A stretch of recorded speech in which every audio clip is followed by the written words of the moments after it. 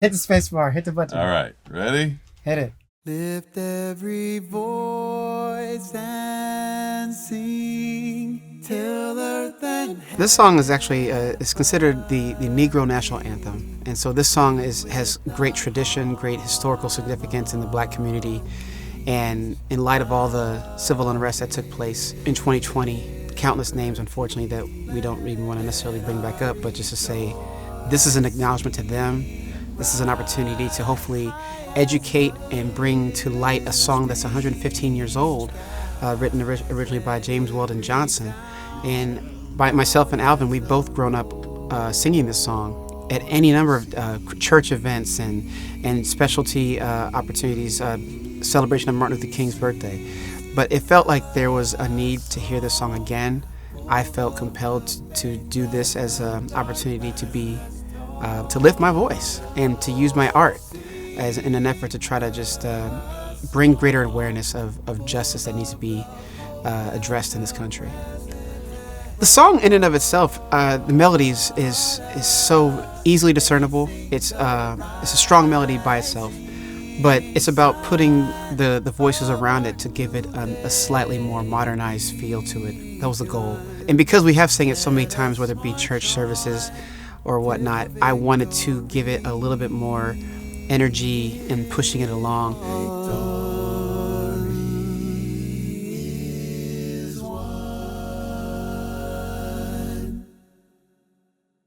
That's amazing. So it's like cool. the choir where there was harmonic things that were moving back here. Oh my gosh, that's just, oh. Yeah, we got to hear that again.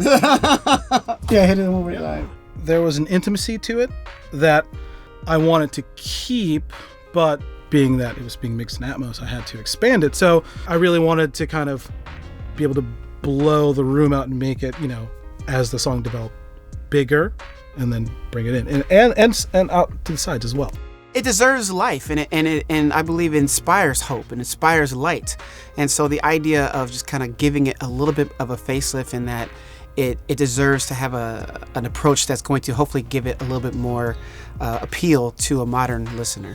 What I saw it was a single voice, every man's voice, and then humanity and different races joining it as the harmonies spread. And then, rising sun, it does a different thing. And from our arrangement point, there's a lot of text painting that is done there.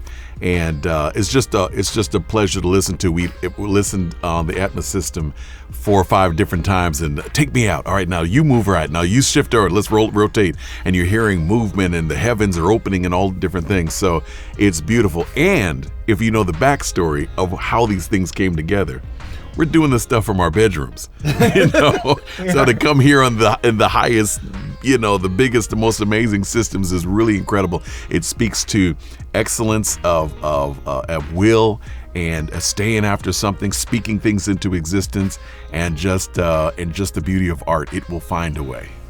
And that is why we need Alvin. Bro, that came out of your being. Your being. You thought of that junk, man. Look at it. So we're here now. I haven't heard it without your part for so long. Yeah, I literally reminds me. I was like, well, that's what he sent me. Yeah. Myself and Alvin, we both are very active in our home recording setups now. I mean, because everything remotely is being done remotely so much, we've become very proficient in being able to record at a pretty high level just in our homes setups. The idea of coming together, and I'm gonna send you over these files, and you send me back what you got. And because we have a very good kind of just synergy in working together. This isn't our first go at it when we try to kind of collaborate together. And so we kind of just know the other's voices, other tendencies, and the ability, especially in this particular version of our creation process, his ability to kind of pick up where I left off. That's literally, when I hear the version without his voice, it's literally, he was like, this is what I need to do. And that's exactly how it comes through orally for me. I think he just does that so well. Well, it's a friendship and a mutual respect. And I was thinking about it. Neither of us ever second guessed any creative decisions we made. He made it. I didn't say, "Yeah, I want to jump on it." But what was going on in the chorus? What were your verse? I don't like that. Can you tune? He said, "Love it." I think send it back. Love it. All right, send it to Tony. Let's go. Let's go. And it was just our discussions were just strategy after the music did its thing, because it takes on a life of its own. The song will demand its own excellence.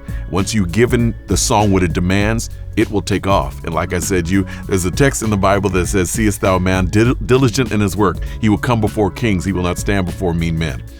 This is an example of that. Be diligent in your work, and look at us. We're here now. This is why you and I are partners. Oh, man. Awesome, man. Thank you, man. Golly, so cool. Well, I'm a tenor.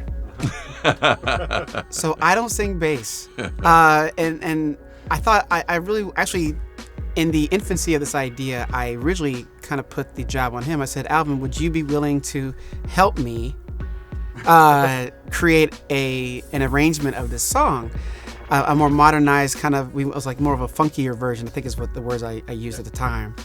And at the time, he just had a lot going on, and I still felt like it needed to happen somehow, some way. Actually, I heard that you have to be named Johnson to mess with this song. James Weldon Johnson, his brother, and It's a family thing. Yeah, so I came along at the appropriate time. But it was very cool. Jarrett and I are dear friends, and I was busy. And when I had the opportunity, by the time I got back on it, I was like, "Whoa, man, this is incredible what you've done. Let me just see what I can add." And just the marriage between our two minds. And I think it's beautiful that I didn't know what he was doing.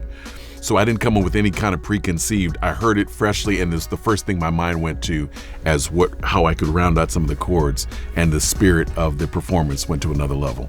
Very happy with it. You were able to bring things out without turning them up, and that's the part that is so incredible as a mixer. The ability to do that without having to, gain up. You literally are just using the space. Yeah, that's incredible. You normally hear music like this, and it's this left to right oral thing. And then when he hit play, became this, and then this, and then this. All of this movement and all of this energy and the different colors that you're feeling. And I was saying to him, I was like, "Oh, I never knew you sang that note. Okay, that's where that grain came from. Okay, nice. Yeah." And I'm hearing different things. I'm like, "Okay, can you pull me out? I want to hear more of this guy."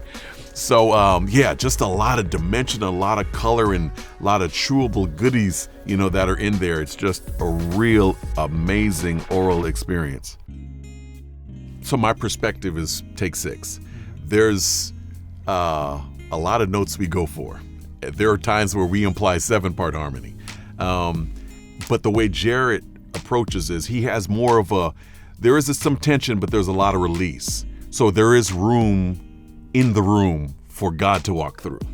And I think that's important. I think he, given the opportunity to do something like this again, that's just his style. He doesn't over-arrange things. And I think young arrangers get into that trap.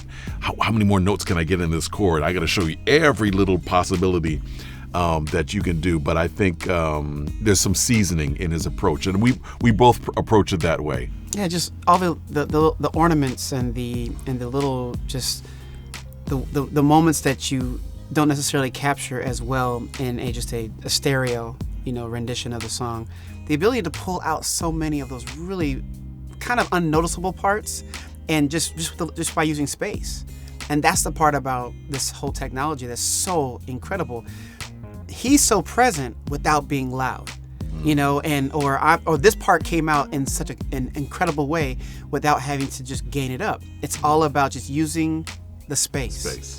And that experience would make me, yes, I would love to come up with something else, and knowing that this part could be over here, and you almost imagine having people standing in different parts of a cathedral, and you're right in the center, and everyone's singing to that center, and all the different parts kind of come together the way they're supposed to, right to that center point. And the fact that when you turn, as we were listening, when we turn just your body a little bit, it's an entirely different experience even that way. So yeah, which is great about a cappella. Yeah. And learning that there's music is just about as much about the space or the rest as it is about the note sometimes. That tension and release is huge, and just feeling it, the one-off little riff that the second tenor does, or the bass and the baritone do this little 10th grind, or this minor second that's going on here between the first and second tenors. It's there's these little moments that are special. The idea of just, again, the fidelity that was never attainable, or at least in my mind, never reachable, just by virtue of me recording it in my little home studio. And the fact that you were all able to take it and then, again, just blow it up and blow it out. I'm super excited to hear it, especially just even putting it on some headphones. And now that I know it exists, I want to hear all my music like that. It's an honor to partner with Dolby Atmos. That's just a blessing beyond.